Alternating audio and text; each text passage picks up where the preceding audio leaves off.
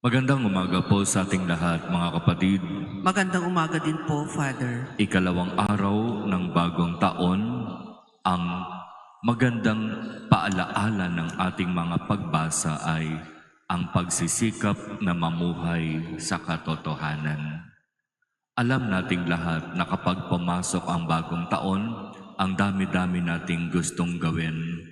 Ang dami-dami nating gustong baguhin sa ating sarili.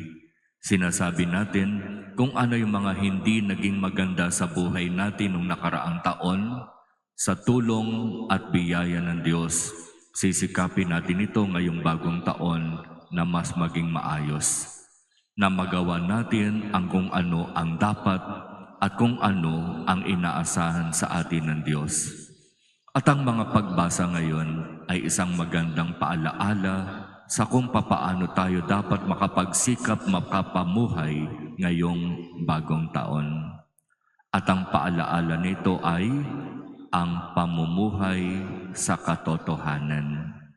At kapag sinabing pamumuhay sa katotohanan, alam natin ito na dapat ang mga lumalabas sa ating mga bibig ay katotohanan. Katotohanan na mula sa Diyos. At ang ating ginagawa ay katotohanan ayon sa turo at halimbawa ng ating Panginoong Hesus. At kapag ito ang pagsisikapan nating gawin, may malaking pag-asa tayo na tayo ay makakatanggap ng maraming mga pagpapala at biyaya mula sa ating Panginoon. Sapagkat ang katotohanan ay mula kay Jesus, ang katotohanan ay mula sa Diyos. At dahil pagsisikapan nating isabuhay ang katotohanan, ang kapalit nito para sa atin ay biyaya. Maaaring may mga pagkakataon na dahil sa katotohanan, tayo ay makakaranas ng mga pag-uusig o pagtuliksa. Maaaring sa pagsisikap na mamuhay sa katotohanan, maaari tayong maiwang nag-iisa.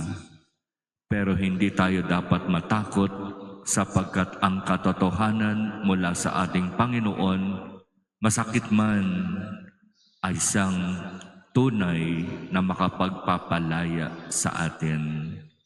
At ang tunay na malaya ay ang taong namumuhay sa katotohanan mula sa ating Panginoon.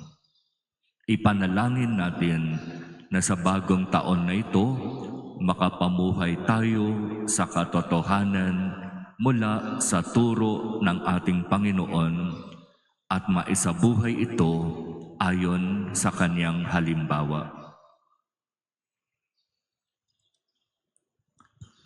Amen.